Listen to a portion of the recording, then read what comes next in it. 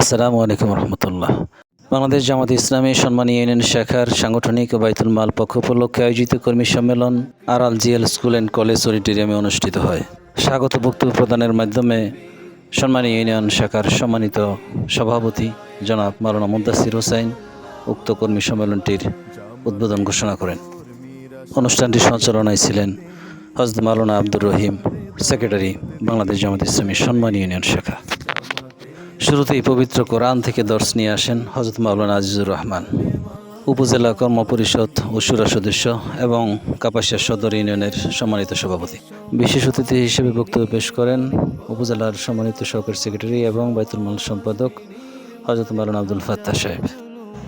এতে আরও আলোচনা পেশ করেন বাংলাদেশ জামাতে ইসলামী কাপাসিয়া উপজেলার সংগ্রামী সেক্রেটারি জনাব মাওলানা তোফাজ্জল হোসেন এবং উক্ত কর্মী সম্মেলনের প্রশ্নোত্তর পর্বে বিভিন্ন প্রশ্নের উত্তর প্রদান করেন জেলা থেকে আগত প্রধান মেহমান জেলার বাইতুল মাল সম্পাদক জনাব মোহাম্মদ আলী ভাই এবং প্রধান অতিথি হিসেবে অত্যন্ত গুরুত্বপূর্ণ নসিহতমূলক আলোচনা পেশ করেন জেলার বাইতুল মাল সম্পাদক জনাব মোহাম্মদ আলী ভাই।